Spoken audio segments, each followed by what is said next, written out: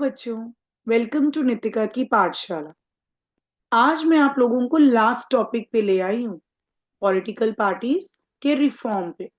अभी तक हमने जितने भी इंपॉर्टेंट टॉपिक्स थे, मैंने पॉइंट वाइज आपको प्रॉपरली क्लियर किए हैं और आपके कोई डाउट के कमेंट्स भी नहीं आए। इट मीन्स आपको मेरी वीडियोस प्रॉपर तरीके से समझ आ रही। तो चलिए आज लास्ट टॉपिक को भी फिनिश करते हैं इस चैप्टर के साथ। आपका लास्ट टॉपिक है how can parties B reformed. अब आपने चैलेंजेस कल खत्म किए थे कि क्या क्या प्रॉब्लम्स आपको पॉलिटिकल पार्टीज में देखने को मिलती हैं। अब बात आती है कि पॉलिटिकल पार्टी को रिफॉर्म कैसे किया जाए। रिफॉर्म मतलब चेंज कैसे किया जाए। In a democracy the final decision is made by leaders who represent the political parties. एक डेमोक्रेटिक कंट्री में हमने ऊपर अभी भी पढ़ा था कि कोई भी पॉलिटिकल पार्टी का फैसला वो ही लेंगे जो उस पार्टी को रिप्रेजेंट कर रहे होंगे, दैट इज उनके leaders. People can replace them but only by another set of party leaders. हम उनको बदल सकते हैं, बट कैसे बदलेंगे? जब हम दूसरी पार्टी को इलेक्ट करेंगे, जब हम दूसरी पार्टी लीडर को सिलेक्ट करेंगे। तो बात आती है कि इतनी सारी प्रॉब्लम्स हैं, तो क्या कुछ एफर्ट्स या कोई सजेशंस दिए गए ताकि पॉलिटिकल पार्टीज में रिफॉर्म आया जाए? बहुत सारे हैं। तो सबसे पहले स्टार्ट करते हैं। The number one, the constitution was amended to prevent elected MLA और MPs member of parliament from changing the parties. हमने अक्सर ये देखा है कि पॉलिटिकल लीडर्स जो हैं वो पार्टीज बदल देते हैं। तो कॉन्स्टिट्यूशन ने क्या किया? कॉन्स्टिट्यूशन को अमेंड किया गया। अमेंड मतलब कॉन्स्टिट्यूशन में चेंजेस लाए गए जिससे एमएलए और एमपीज जो हैं वो पार्टीज ना बदले। This was done because many elected representatives were indulging in defection. अब ये डिफेक्शन क्या है? आपके बुक में भी वर्ड है। डिफेक्शन क्या होता है बेटा? जब कोई पॉलिटिकल पार्टी का लीडर जिस पार्टी से जीता हो या हारा हो, वो अपनी पार्टी बदलकर दूसरी पार्टी में शिफ्ट कर जाता है। ठीक है जी। अब ये हो गया डिफेक्शन। अब इसको कैसे रोका जाए? Now the law says that if any MLA और एमपी चेंज पार्टी। अब लॉ कहता है कि अगर कोई एमएलए या कोई MP, that is member of parliament, अपनी पार्टी बदलेंगे तो लेजिस्लेचर में उनकी सीट भी उन्हें अब नहीं मिलेगी। बनाना एक तगड़ा कानून कि अगर आप पार्टी ऐसे ही बदलते रहेंगे। वो पार्टी बदल क्यों रहते हैं? पैसों के लालच में या और ज्यादा पावर के लालच में। तो लॉ कहती है कि अगर कोई भी लीडर ऐसे पार्टी बदलेगा तो उसको अपनी सीट भी छोड़नी होगी। This new law has helped bring defection down. और मैं कहूंगी इस नए लॉ की वजह से कहीं ना कहीं जो प्रॉब्लम थी डिफेक्शन की, पार्टीज बदलने की, कहीं ना कहीं खत्म हुई है। MP and MLAs have to accept whatever the party leaders decide. अब उन्हें वही सोचना पड़ता है, वही मानना पड़ता है जो उन जिस पॉलिटिकल पार्टी से वो इंडल्ज है। जो उनकी लीडर सिलेक्ट करेंगे, जो लीडर्स उनके डिसीजन लेंगे, उन्हें वो मानना होगा। तो ये पहला रिफॉर्म, ये पहली सजेशन आ गई है। Number two, the supreme court passed an order to reduce the influence of money and criminals. अब ये क्या है? कहते हैं जो सुप्रीम कोर्ट है उन्होंने भी एक ऑर्डर पास किया है। हमने ऊपर चैलेंज में पढ़ा था ना कि पॉलिटिकल पार्टीज मनी और मसल पावर को यूज करती है। अब उसको कम करने के लिए सुप्रीम कोर्ट ने क्या ऑर्डर पास किया है? That it is mandatory for every candidate who contest election to file an affidavit giving details of his property and criminal cases pending against him. अब सुप्रीम कोर्ट ने ये compulsory कर दिया है कि जो भी कैंडिडेट इलेक्शन में खड़ा होगा उसको अपना एफिडेविट, एफिडेविट क्या होता है? एक ऐसा डॉक्यूमेंट होता है जिसमें वो साइन किए जाते हैं। अपने भी सेल्फ टेस्ट होते हैं, एक बड़े ऑफिसर के टेस्ट होते हैं, जिसमें एक पर्सन ने ओथ ली होती है, लिख में, रिटर्न में, कि मेरे पास ये चीजें हैं या ये मेरी पर्सनल इंफॉर्मेशन है।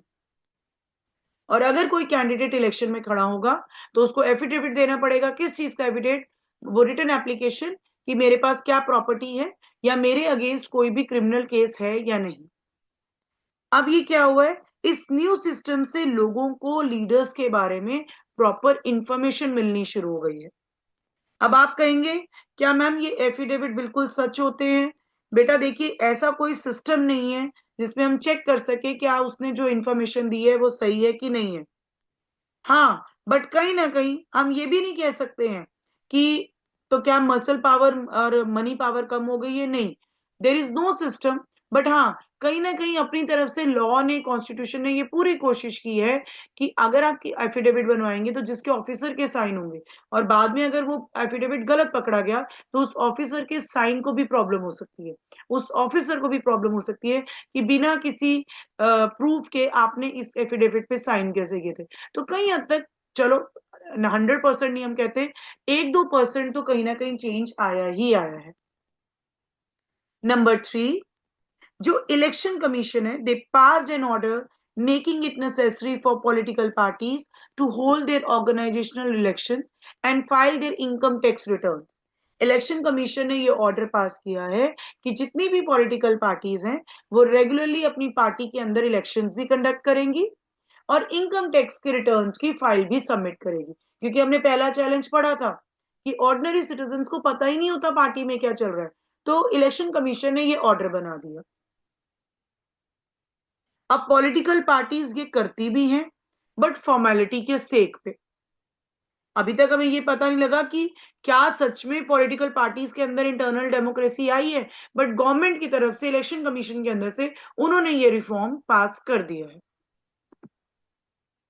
अब पढ़ते हैं आगे। अब बात करते हैं, कुछ सजेशंस भी दी गई हैं ताकि पॉलिटिकल पार्टीज में और चेंज आ सके। पहला है, it should be made compulsory for political parties to maintain a register of its member. पहला चैलेंज था ना कि रजिस्टर नहीं होता, रजिस्ट्रेशन नहीं होती है। अब सजेशन आई गई है कि हर पॉलिटिकल पार्टी के लिए कंपल्सरी कर देना चाहिए कि वो एक रजिस्टर मेंटेन करे और उस रजिस्टर में सब मेंबर्स के नेम हो। To follow its own constitution, constitution को फॉलो करें, अपने रूल्स एंड रेगुलेशंस को फॉलो करें। To have independent authority, independent authority means अगर कोई क्लैशेस भी होते हैं, कोई कॉन्फ्लिक्ट्स भी होते हैं, तो कोई ऐसा इंडिपेंडेंट अथॉरिटी होना चाहिए जो पार्शियल होकर डिसीजन ना ले। To act as a judge in case of party disputes and to hold open elections to the highest post। और ऑर्डिनरी सिटीजन्स के लिए भी ऐसे कोई रूल्स एंड रेगुलेशंस हो जिसमें वो हाईएस्ट पोस्ट तक जाने के लिए इलेक्शंस में अपने आप को खड़े करे और टॉप पार्टी लीडर्स बन सके। Next, it should be made mandatory for political parties to give a minimum number of tickets about 1/3 to women candidates। Political parties के लिए ये भी कंपलसरी कर दिया गया है कि कम से कम आपकी पॉलिटिकल पार्टीज में 1/3 सीट्स वीमेन्स को आपको देनी होंगी। साथ ही साथ there should be quota for women. Women के लिए आप एक फिक्स्ड सीट्स भी बनाएंगे in the decision making bodies of the party. ये नहीं कि सिर्फ आपने 1/3 सीट्स दे दी और वीमेन का काम खत्म है। जो लीडर्स, जो पॉलिटिकल पार्टीज में जो डिसीजन मेकिंग बॉडी भी होती है, जो फैसला लेती है फाइनली, उसमें भी कुछ परसेंट आपको वीमेन को देना पड़ेगा। Next, the government should give party money to support their election expenses. Government election purposes के लिए पॉलिटिकल पार्टीज को कुछ ना कुछ एक्सपेंसेस भी देंगी उनको सपोर्ट करने के लिए। अब वो सपोर्ट क्या हो सकता है? आप काइंड में दे सकते हो, पेट्रोल में दे सकते हो, कैश में दे सकते हो, पेपर में दे सकते हो। मतलब गवर्नमेंट अपनी मर्जी से दे दे कि मैं इतना पोर्शन हर पार्टी को दे देता हूं। अब ये जो बेटा डिपेंड होता है कि वो गवर्नमेंट किसी को कितना फंड्स देगी, ये डिपेंड करेगा कि आपने लास्ट इलेक्शन में कितने वोट्स लिए थे। बेसिकली आपकी पॉपुलैरिटी पे डिपेंड हो गया। अब इसके साथ साथ अगर मैं बात करूं, कहीं ना कहीं आपके दिमाग में भी आएगा, मैम इतनी अच्छी सजेशंस हैं but no doubt political parties ने अभी तक इनको एक्सेप्ट नहीं किया, और हमें लगता है कि अगर वो इन्हें एक्सेप्ट कर ले तो कहीं ना कहीं इंप्रूवमेंट्स बहुत ज्यादा आ सकती हैं। कहीं ना कहीं पॉलिटिकल पार्टीज में हमें बहुत ज्यादा सुधार देखने को मिलेगा। इसी के साथ साथ दो और तरीके हैं जिससे आप पॉलिटिकल पार्टीज को रिफॉर्म कर सकते हो। पहला है, people can put pressure on political parties. हम भी तो प्रेशर डाल सकते हैं। कैसे? हमारा मीडिया, हमारे प्रेशर ग्रुप्स, हमारी मूवमेंट्स, जो उन लोगों को प्रेशर करेगी, जो उन लोगों को मजबूर कर देगी कि आपको कंट्री के लिए प्रॉपर वर्क करना पड़ेगा। If political parties feel that, अगर उन्हें ये फील हो जाए that they would lose public support by not taking up reform, they would become more serious about reforms। अगर उन्हें ये डर बैठ जाए कि अगर हम अपने अंदर चेंजेस नहीं लेकर आएंगे तो लोग जो हैं हमसे अपनी हमारी पॉपुलैरिटी छीन लेंगे। पॉपुलैरिटी मतलब लोग हमें वोट ही नहीं देंगे नेक्स्ट ईयर, और अगर हमें वोट नहीं मिलेगी तो अगले साल आपके हाथ में पावर ही नहीं होगी। तो शायद इस रीजन से भी पॉलिटिकल पार्टीज में चेंज आ जाए। Last, those who want this join political party. सबसे जरूरी बात है, आम आदमी को ज्यादा पता है कि हमारी प्रॉब्लम्स क्या हैं।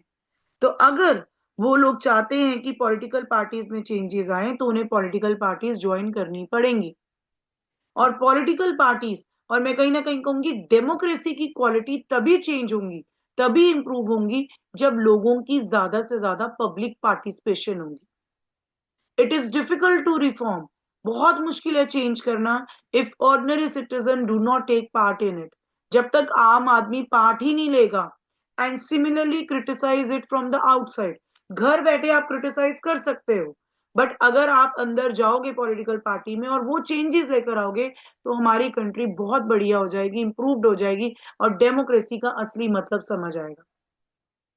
और जितने भी आपने अभी प्रॉब्लम्स पढ़ी हैं, चैलेंजेस पढ़े हैं, the problem of bad politics can be solve by more and better politics.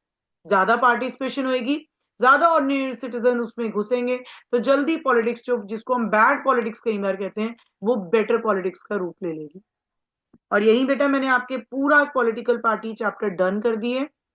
कोई भी प्रॉब्लम्स हो तो बेटा कमेंट सेक्शन में आप लिख सकते हैं। और मुझे लगता है कि मैंने ये वीडियो इतनी प्रॉपर तरीके से बनाई है कि अगर आप वीडियोस भी देख लेंगे वाली तो आपके पेपर में मुझे नहीं लगता कोई नंबर कट करेंगे।